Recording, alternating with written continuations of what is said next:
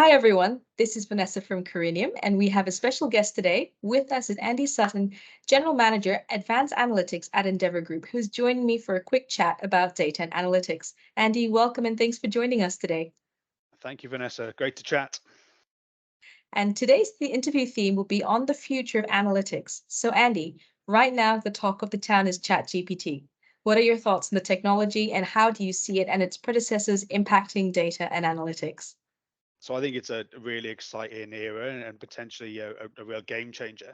But I think at the moment it's probably hard to separate the hype from the reality. I think that the key thing we need to be thinking about really is what are the use cases in a business context to which you can apply ChatGPT. The first thing that comes to mind is what we do within personalization, where our biggest challenge really is how we produce copy and content at scale to be able to, I guess, feed into a personalization engine, which it seems it could do. But I guess the proof will be in the pudding, really. And jumping over to Endeavor's new analytics function, how are things going? Are there any insights that you would like to share? Well, the last few months really have been focused on how we set ourselves up to support the business. So it's all been around our operating model, our strategy for FY24 and budgets, etc. So we're kind of right in the thick of that currently. So we are, I guess, trying to organize ourselves in the right way to align to what the business is trying to achieve, align to the business strategy, and actually focus on the things that matter for the business. And so that's probably been a key learning for me. Really, is how do we make clear the value that we add to the organization and position ourselves to help the business unlock that value.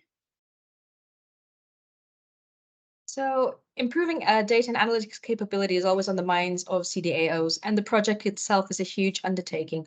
How do you prioritize what tasks you tackle first? Well, I think it probably links back to that last point actually around it's all about where do we get the biggest bang for our buck. And so we're trying to focus on the use cases that can really transform different parts of our business. So the personalization use cases, for instance, in the customer domain, pricing, promotions, and range in the merchandising domain, labor forecasting, etc., in the operations domain, and actually looking at those use cases that can really move the dial from a dollar perspective. And that's where we've had most success really is when we can link something the business is really keen on doing with something that we're really keen to do from a technical perspective as well. And what is the most important feature that all data and analytics teams should possess if they want to remain successful in the long run? So there's probably two. I don't think it's easy, or maybe even three. I don't think it's easy to choose one thing. I think that the focus on the value you can deliver is very definitely one of those key things. I think for too long, analytics teams have been distinct from the business and not really focused on, well, we're a cost to the business. How do we actually unlock the value, and how do we essentially become a profitable business in our own right? But I think in order to do that, you need to kind of embed that cross-functional working mindset in the business. So whether it's agile or something else, but how do you build those cross-functional teams that can work together to solve business problems?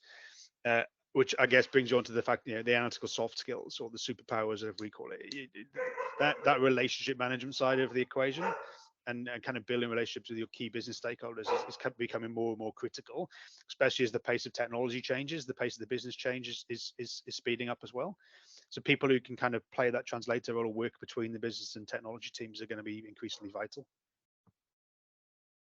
And finally, in an industry that is constantly changing, the changes over the last year or so have been more pronounced than ever. What are your thoughts on the future of data and analytics, and where are we heading?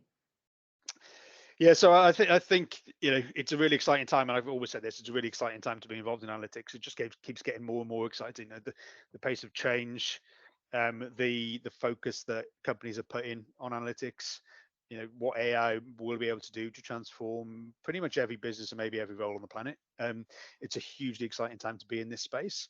I think the biggest challenge is actually going to be keeping up, but also I guess bringing the enterprise or bringing the businesses you're in on the journey with you, because that feels to me like it's a whole business thing to do, not just analytics team thing to do. So we can be the cheerleaders for data analytics and insights in the business, but we need to bring the business on that journey, because not everyone's a tech expert or AI or an ML expert, but they need to be able to use the tools we create within our teams.